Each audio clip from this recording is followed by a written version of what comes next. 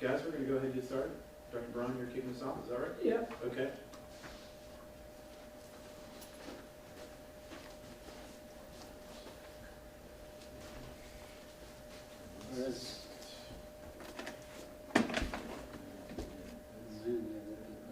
Do I have a mic? Or you said it's sensitive enough? The microphone is right. And 3, 2, 1. Step over behind the podium. Hi everybody, welcome to our webinar. Today I would like to share the results of a study we conducted recently at the Freedom Center. The study focuses on assessing the effectiveness of anti-islanding schemes used in distribution feeders with distributed resources or DERs. This has been a joint project. The sponsors are Duke Energy and American Semiconductor Power. The team involved in the project is listed here. I am one of the PIs, Mesut Baran, a faculty here at NC State, and I will let the other team members introduce themselves because this is going to be a team presentation. So I would like to invite first Keith to introduce himself and start the presentation. Hey everyone, I'm Keith D'Souza. I'm a PhD student here at NC State and a research assistant at the Freedom System Center. So I'm going to go over the brief outline of the presentation for the webinar that we have in store. We covered the background, the problem that we are tackling. We have a case study that we have dealt with. We'd like to focus on the hardware and loop capabilities that we have here at Freedom, the anti-islanding protection schemes that we had in the relay, and as well as the system modeling, the test procedures. We also have a short demo for the in store in the webinar, and we'll wind off with the results and the observations that we had in the presentation. I will now hand over to Alex to go over the part of the background. Thank you very much. So my name is Alexander Vukovic. I work for Duke Energy as the manager of the emerging technologies. And today I'm just going to show a background on this particular device that will be involved later on in the discussion about the anti-islanding schemes. So as you probably know, North Carolina is second in the United States with respect to the amount of PV that's coming up. And higher penetration of PVs have caused numerous challenges that are strictly operational based, right? So first of all, we have some thermal loading on the lines, and those are taken care of by either reconductoring, maybe changing the plant location, or also sometimes we install the express feeder that literally goes from the substation over to the plant. From the system protection and control standpoint, we know we do have now bidirectional flow. Sometimes we have to go over there and change the controllers of the voltage regulators because they might not be able to support the so-called cogeneration mode. We have to also think about transfer trim functionality. Moving on down, we also have power quality challenges, which are sags, swells, flicker, rapid voltage change, and some possible harmonics. And last but not least is the asset management, right? Typically, we install voltage regulators, low tap changers, and capacitor banks on the feeders, and they have anywhere between 30 and 90 seconds response time. As we probably know, all of the PV systems, they're highly variable in nature.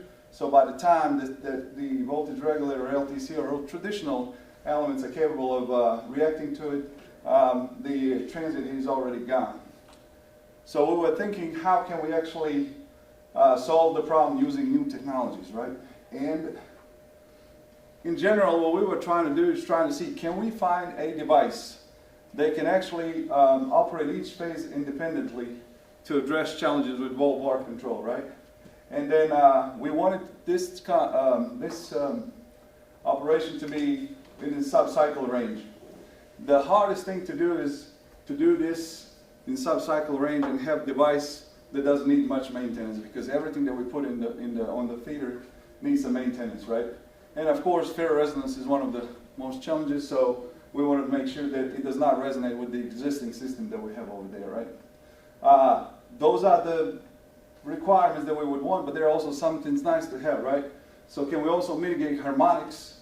And if we can put it in a way that it does not require protection and coordination studies, that would be another plus.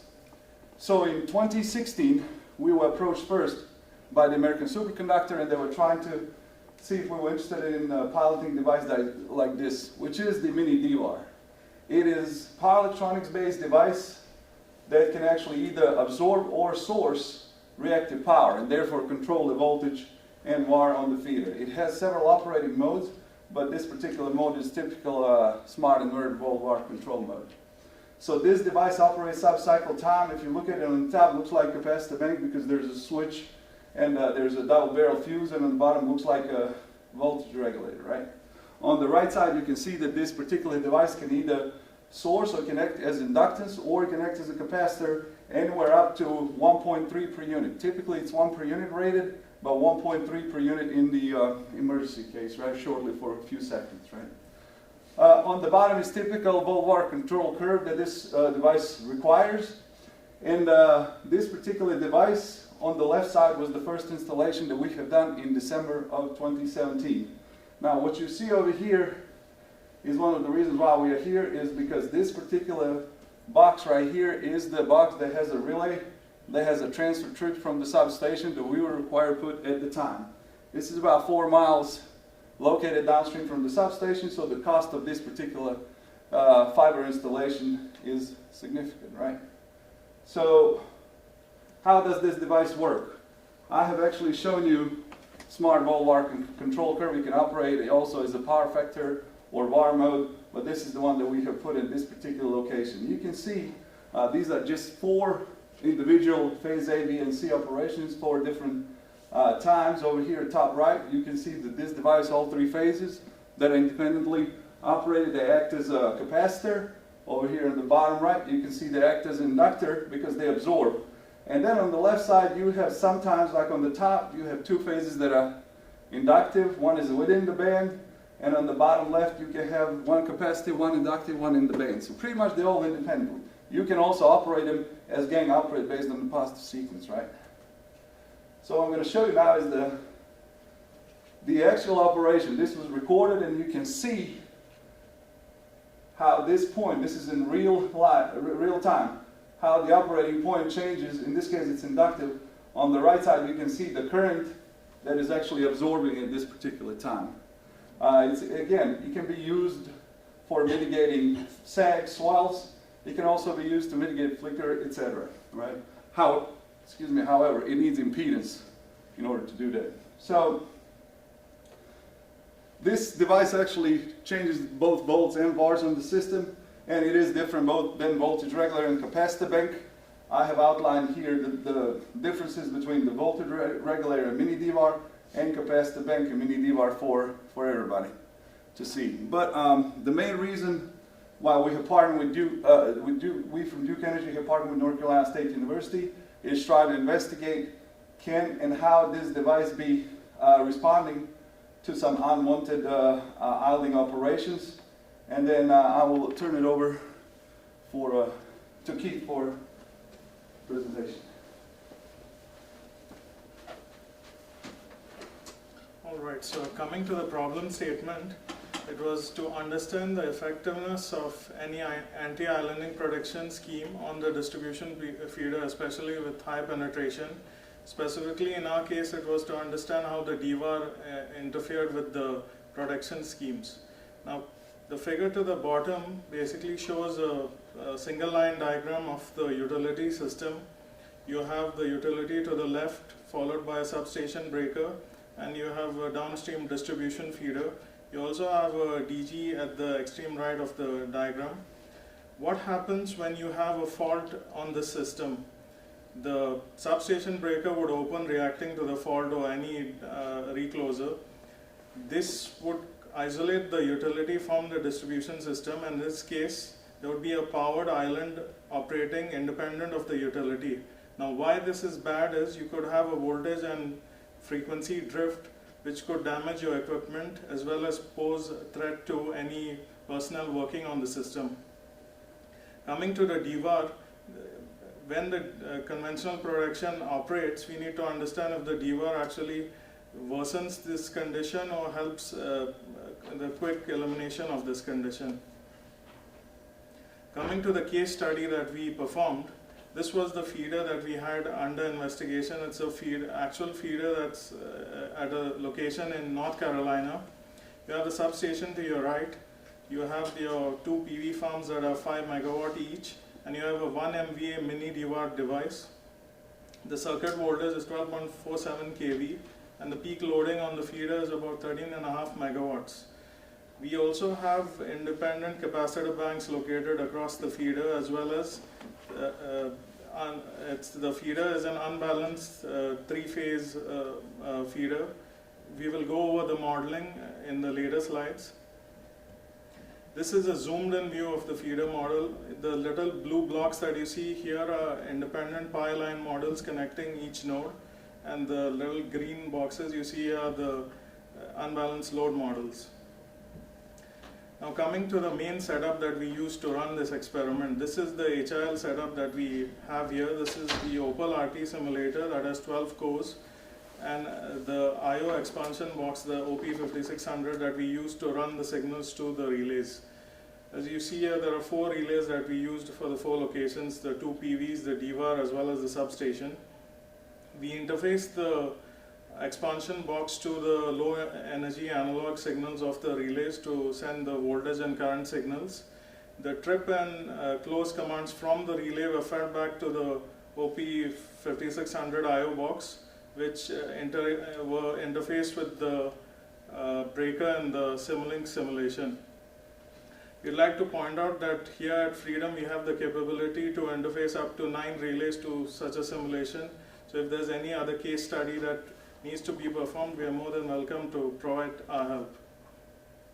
Coming to the anti-islanding protection scheme, the settings on the SEL 651 relays are mentioned here.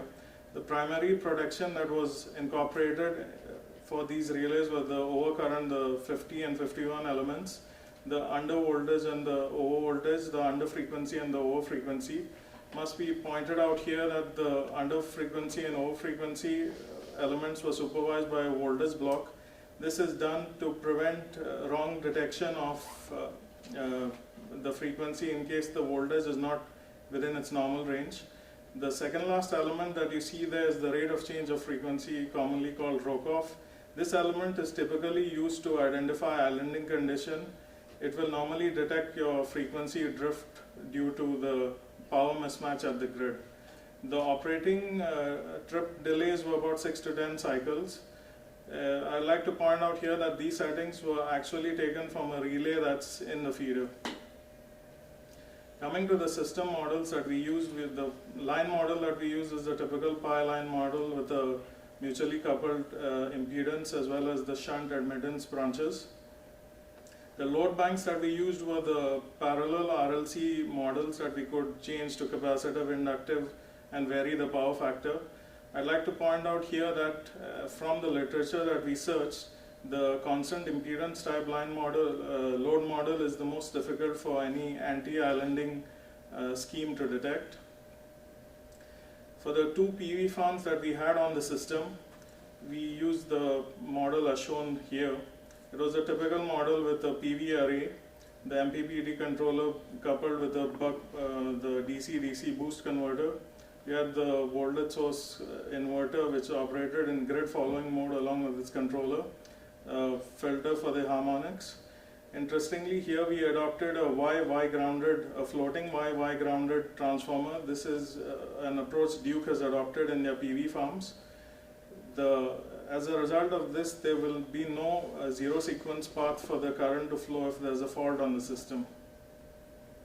Coming to the mini devar. Now the mini devar is basically a solid state STATCOM type device.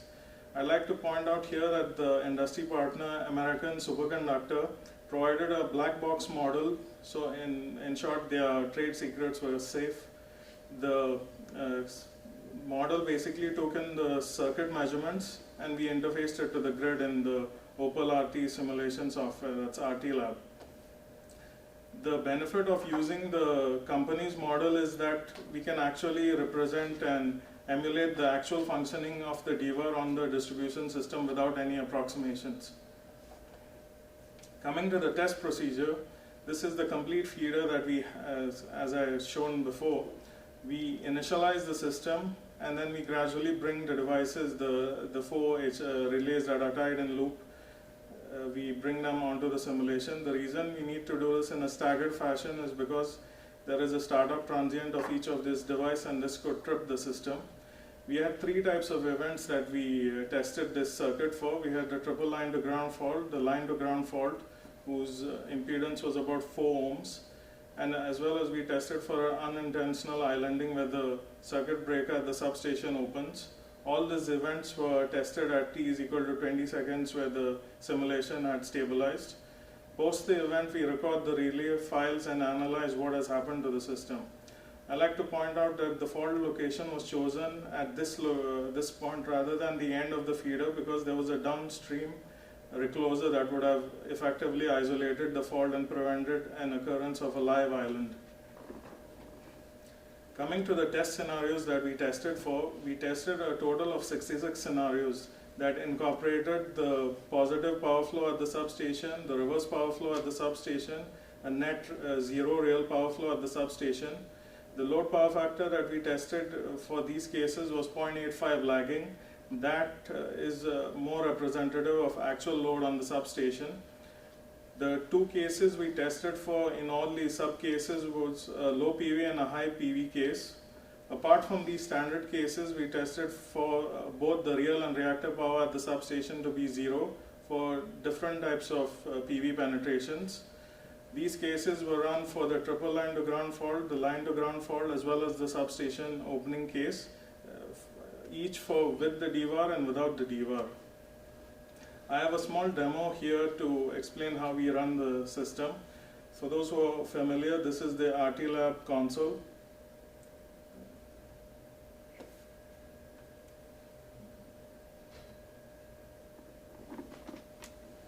Keith, do 2 fingers.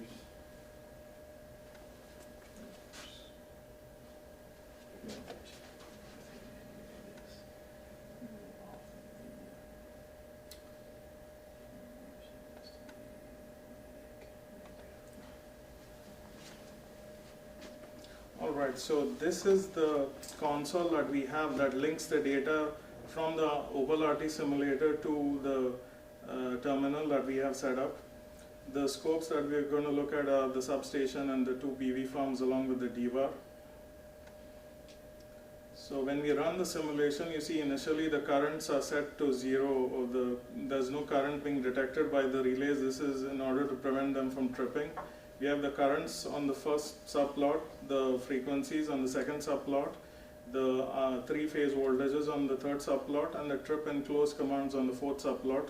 This is for the DVAR, the PV2, PV1, and the substation case.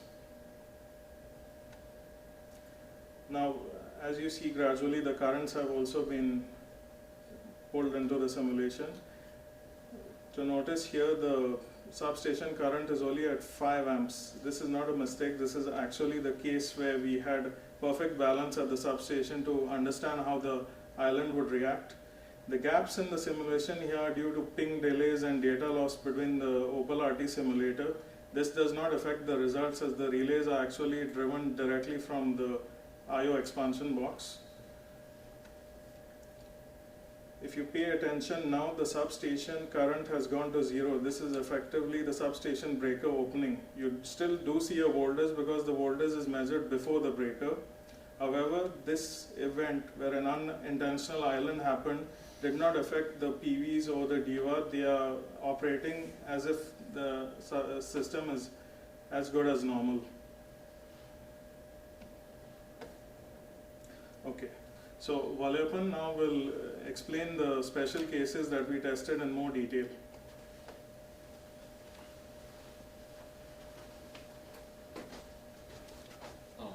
Hi, I'm Valyapan. I'm a second year PhD student at NC State. I'm going to go over some of the interesting cases that we saw during our simulations. So if you look at over here, I have three aspects to my simulation. So I look at two test scenarios. One is a short circuit case and an open circuit case. In a short circuit case, LG fault, which is the most difficult fault to detect in a distribution system, causes the DERs to go into an island. And then in the open circuit case, I just open the substation breaker. I'll go over that during the respective slide, but there are possibilities of such a situation happening in a distribution system. So the main focus in the short circuit case is to see if my mini DEVA would help my DERs to sustain an island. So the DEVA was put in place to address the over voltage issues that would have caused by the PVs. But during a fault, if the voltage falls, if the voltage sags on a particular phase, the DEVA might boost the voltage, causing my relays to misoperate. So there's a dependability issue there. So that's the focus of these two scenarios. I have two operating conditions. So I have either the net real power 0 at the substation, which is more practical in a distribution system, because the system is purely inductive, and I don't have enough capacitive power on my distribution system to keep both the net real and reactive power to be 0. But I do simulate such a situation. It may not be realistic to do this, but we'll go with that in those slides. But there is possibility to simulate such a situation and see if my my passive methods are able to, my islanding detection methods are able to detect such an island. I do vary the PV, but I'm going to go over only the 40% PV case here, but then I'm going to vary the PV generation in this both total power 0 mismatch case. I'm going to vary the PV power from 0 to 100%. So this is the LG fault case. As Keith mentioned, we introduced a fault at about 20 seconds in the simulation at the respective location. So I tune my load such that the net real power is 0, but there is significant reactive power exchange at the substation. Now you see these are the trip times of each of the devices. The first is the substation. The substation trips immediately because it sees the full fault current from the LG fault. As Keith mentioned, we connected the PV through a Y ground transformer, so there is no zero sequence path. If you are familiar with fault currents, LG fault is purely zero sequence. So the PVs are not contributing. So this is the current from the PV, RMS current, and this is the voltage in per unit. So you see there is no rise. So the fault is already applied here. You see the phase A voltage is sagged below the setting. But you see the current doesn't rise from its normal operating point. That's because there is no contribution from the PV to the LG fault. Now, so that because of that, the substation trips immediately, and within like 40 milliseconds from the substation trip, which is where the island is occurring, right? So during that 40 seconds, all my other devices in the system trip. As I said, we captured these files from the relay itself through event files, and then we use SynchroWave software to analyze the waveform. So at about this point, the substation trips. But see, the voltage doesn't collapse immediately over here.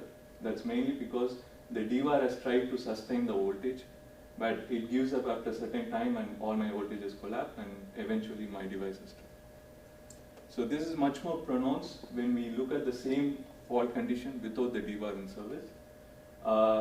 Surprisingly, I don't see any change in the trip times. So the DEVA doesn't affect the trip time of the devices, but the PV1's current, the current and voltage, the characteristic of the PV1 to the fault response is totally different over here.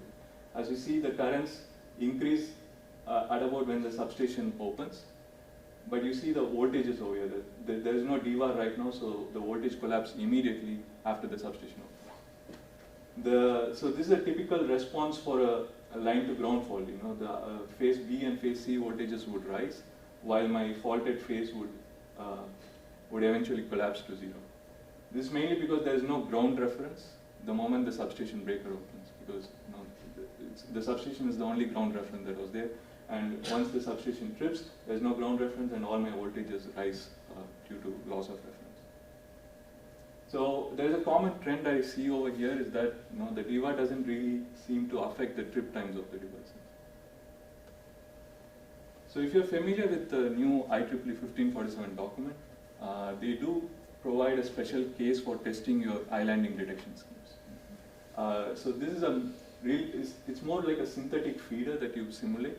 You have your grid and you connect your inverter directly at the PCC with just a RLC load bank. So this RLC load bank would actually simulate what you see in an actual feeder, load in an actual feeder. What you would do is now you would go and tune these RLC values such that the net real as well as the reactive power at the substation is equal to 0. Under such a situation, I also tune my LC component such that the resonant frequency of this LC is close to 60 Hz. So this they call as the most challenging case for any islanding detection method to detect. So under such a situation, I can either open the breaker inadvertently, like I just open the breaker, or I can put a fault in this location to cause the breaker to open. So, there are two possibilities, either a faulted island in this case or an inadvertent opening of the breaker. What we did here is, instead of using a RLC load band, which is not, it's not practical to use such a case. So what we did is we actually took the entire feeder and we tuned individual loads on our feeder such that we have the del Q and del P equal to 0 at the substation. Now I do vary my PV generation. I can achieve a net total power 0 for different PV generation as well. I tune the load for each individual case. And then I induce a fault at the same location on my feeder, and I note down if the DVAR has any effect on my trip times of the devices. As you can see, this is the trip time for PV1 for different PV generation, and so this is the trip time after the substation trips. How long does the island sustain under a faulted case? So I see that the DVAR doesn't seem to have significant, and the difference is around only 10 milliseconds. So the DVAR doesn't seem to, the trend keeps following. The DVAR doesn't seem to influence the trip time of my devices, or it doesn't help in sustaining an island. Now, since we made sure about the focus of that part of the simulation was on the effect of DVAR, here we wanted to see if our islanding detection method was effective under the challenging cases, right? Like the IEEE 1547 document mentioned. So in this case, I still keep a realistic load value, so I assume only a net real power exchange is 0. And then there's significant reactive power exchange. I go and open the breaker at the substation inadvertently. So there might, a question might pop out, is it even practical to have such a situation on a feeder? So what goes on every day on a distribution system is that the operator, at the control room, the operator keeps switching load from phase to phase or from feeder to feeder, and that could be a situation where by mistake he opens the feeder break at the substation. So that could cause the DERs to go into an island, and that we think that that's the most challenging case for island detection.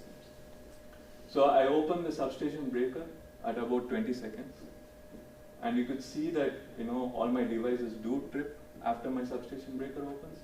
But then the trip times seem to be longer than what you saw in a faulted case. That's because the moment the substation breaker opens, my island doesn't have any significant disturbance there's no permanent fault or anything in the island, so they do take a longer time to detect the island.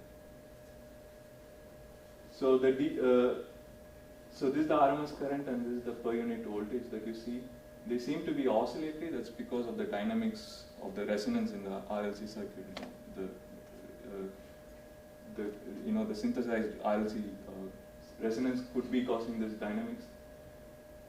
You see that the voltages do rise, so my over voltage element, I assume the over voltage element to pick up, but the phase elements are oscillating above the pickup setting.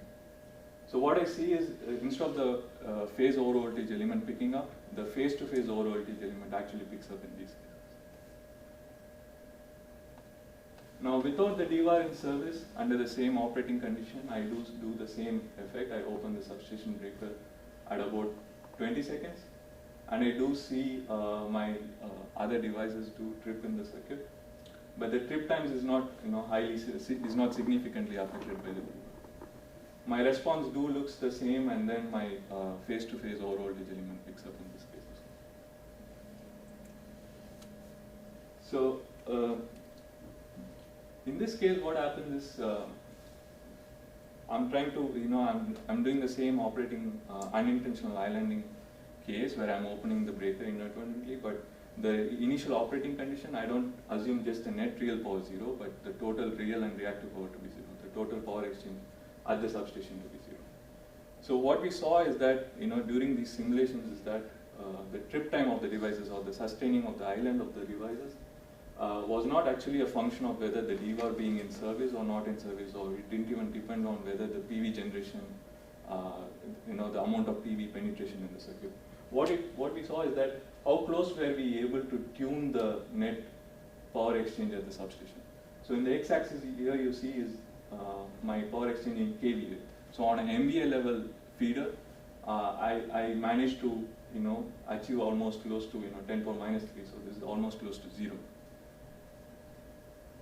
It didn't really matter how close we got. I mean, the main point over here is I show the real power exchange in blue and the reactive power exchange in orange for each of these cases. What we see is that even if there is a significant amount of reactive power exchange, my device is tripped. As long as I don't get into the 10 kVA range, you see over here, at least for this feeder, only at this situation I register a no trip. So I sustain an island. I run the simulation for for 2 or 3 minutes. My relays are not able to detect this island. Yes, I do show that my algorithm failed in this case, but to achieve such an operating condition, the procedure we had to go through, we had to tune each of these individual load on each individual phase. Distribution systems are usually unbalanced. So I had to tune on each individual phase the power to be as close to 0 as possible. And most of these cases, the load power factor was close to unity. You could never achieve that on a distribution system. Only under these operating conditions, I register a no trip. And you can see for all these cases, actually the under frequency element picked up. Just for this no trip case over here, you see that the frequency settles at 59.9. That's almost close to 60 Hz and it's way above the under frequency element setting of 59.6. But there is a lot of non-idealities that you can see over here. One is it has to be perfectly 0 on each individual phase. The power factor has to be unity. And then I assume a constant load. Yeah, probably, let's say on a sunny day, I do have a load such that, the total unity, at a unity power factor, by mistake the operator opens this breaker. I assume that, let's say my DERs go into an island, but sustaining such an island for like a couple of seconds might be impractical because I'm assuming constant load here. The load keeps changing erratically on a distribution system. Maybe even if I hit an island, I might immediately come out of the island because my load on my system would have changed. And then the other thing is I'm assuming a constant PV generation in the circuit. There's so many things, so many factors that could change on a PV generation, right? The irradiation could vary, there could be a cloud cover, anything could cause this island to come out of this island or to help my islanding detection method to detect this island. So to put it in short, yes, theoretically I have shown that it's possible to achieve an island, but practically it seems to be highly improbable. So to summarize, we saw that irrespective of whether it is an faulted island or in an unintentional island, under a realistic load condition, I register a trip on my devices, so my islanding detection scheme was able to detect the island. And then in the unintentional island case, where there was pure net real and reactive power 0 case, we saw that it wasn't any function of whether there was DVAR in service or the amount of PV generation in the circuit. It was purely a function of how close can I tune this load to get a net total power 0 at the substation. Another thing that we want to point out is that if there is a fault in the circuit and that caused an island, we registered the island. My scheme was able to detect irrespective of the type of fault. Now, from the mini DVAR's perspective, which was one of the aspects of our simulation, we saw that the mini DVAR was able to didn't cause any significant effect on my trip times or wasn't helping my devices to sustain an island. And also, as I pointed out, the DVAR doesn't, in the most challenging case, the DVAR doesn't seem to affect my trip times.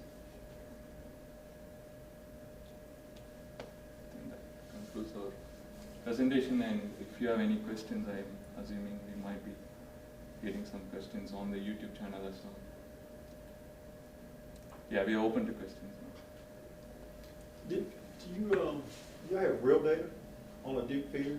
Yes. Okay. That corresponds to some of this that they're doing? That was the, Well, I mean, he was simulating from simulating. Or that was the real data that you were showing on the feed. I mean, there's two different things now. What you simulating, what's real data is two entirely so, different so the feeder over there that you have seen, things. Yeah. it doesn't have every single, it was reduced to a certain But I'm level. saying, but do you have actually fault reporting devices on this line where you've seen these results in an oscillating waveform? I'm just curious. For a real fault. For a real no, fault. we haven't looked at that yet. Okay, that's Let's why see. I was just curious. So just to let you know, we have installed one device on one feeder in 2017. The feeder on this particular, the mini D-bar on this particular feeder was installed 2 weeks ago. Okay. So we didn't have any fault in 2 weeks to, but just to let you know, the first feeder was done with transfer trip. This one here now we're trying to see, can you get away with Sure. transfer trip? Because we're trying to investigate the effect of mini D-bar to the faults on the feeder and can it cause unintentional island. Do you have the capability to measure oscillography at both ends or at different points on the line? And, from the substation end and down where the PV or the mini D-bar is placed? I didn't know if you had. Yeah, so everything is tied, or at least for these first two installations, they do have 651R at the site because mini D-bar is located literally 2 spans away from the recloser, and every recloser has the same 651R that you saw on the Right. Yeah. on the model that they have is literally what we have in the field. It's the same model, same setting, same everything's the same. Yeah, no, I think that'd be good to see. I think you're gonna see a When little. we get some faults, I think it's gonna be, because it's really difficult to model everything perfectly. Yeah. And actually, the response of the inverters is very hard to also. yeah, you reduce the model of the feeder so that when you run your 3-phase analysis and a single phase to ground analysis, that you have within either 5 or 10% for each one of those because you're trying to get close to the fault current levels. So the feeder that you saw is not actual 100% show the feeder, but it's probably about. And the inverters do have ride-through capability, so they're not gonna trip off immediately? Or do they not? You know what I'm saying? On the line? I mean, a lot of the old inverters that were put out there really didn't have fault ride-through capability, so as soon as that explosion went, they would just dump immediately. And then you will have to ask Keith or something. I don't know how. Yeah. I'm not talking about in the model, but I'm on the real circuit that you have out there. I'm sure they comply with 1547. Yeah, but 1547 didn't have voltage drive-through till just last year. So previous to that, when that voltage collapsed, that converter gonna turn off immediately, is what I'm saying. So you just need to know that if you can get some real data, so you can do that comparison, and just to know where that voltage drive-through characteristics and frequency ride characteristics, those are new 1547 functions that, inverter management is just now beginning to implement. Correct. And one thing in my personal experience that there are no two inverters that are built the same, and I don't know when these were installed in the field, so I'm sure they all have different responses to it. So I really don't know which one is. Will you? Yeah, in this case, since we are looking at islanding, Yeah. especially unintentional islanding, that very challenging case, right through does hardly come into place. So here, therefore, the design is such that anti-islanding schemes should detect first before the right through. That's why we did not simulate necessarily the right through. So the relays do have like 6 cycles to 10 cycle of ride-through, but that's from an older IEEE 1540. Sure, but that's just it. My concern is that if you see this in real time, that the inverters are a little bit older, the inverters are going to turn off much quicker than you anticipated them to do, because they were concerned about damaging the electronics on the inverters early on much more than they didn't put that stuff in, so they actually would turn off before the voltage elements or the frequency elements ever picked up on the relay in some of these. Yeah, I don't know exactly, but I can I tell don't you. know, it'd be just great to see, you guys have lots of faults. Once when we have Every distribution circuit has lots of faults, so it'd be great to just see from each end, the phase relationship and, the waveform relationships on those. I do agree, especially under faulted conditions. Right through will trick the PDs faster than even in these simulations. Yeah, we had a couple of faults on the feeder that we put about 2 years ago, but remember, that feeder has transfer trip, Right. whereas over here, we were trying to avoid that, because in transfer trip, it goes right out, so you really don't know what you do. That's right. So we do have some questions from online, and I'm just going to read this one to you. Hopefully it's clear enough. Since low voltage at the point of common coupling due to a brownout may lead to lower power consumption from constant Z loads, that might lead to PV excess power flow in reverse, causing the current spike. This is someone who has that question. Is that a I possibility? think it's like I am not familiar with that condition. I know that in some of the feeders we do have sometimes reverse power flow through it, but I'm not familiar with that condition, so I really don't know that. Okay. At least in the simulations, we did not see any current spike. No, we did not. Okay. Any other questions from people in the room? No? Okay, so there's one more question from online. In the HIL setup, is there any case under frequency tripped before roke-off? So it's always under frequency. So for the challenging cases that we showed in our presentation, it was always the 81 element that picked up before the roke-off, before the 81R. Okay. Because the mismatches were so low, the rate of change was not significant enough for the 81R to pick up. And what was the rate of change set at? one One, hertz, I think. 1 hertz per second.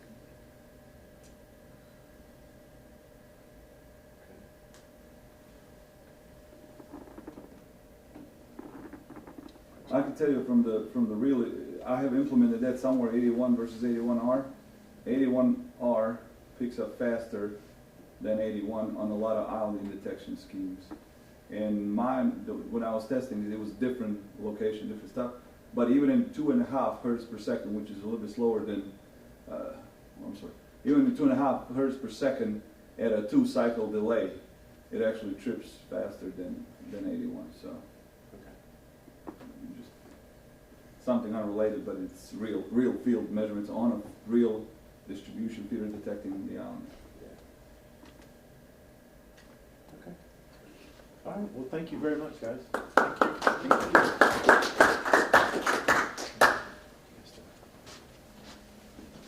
So thanks everyone for joining us today, and thanks to everyone online. We did have a question about if the slides would be available.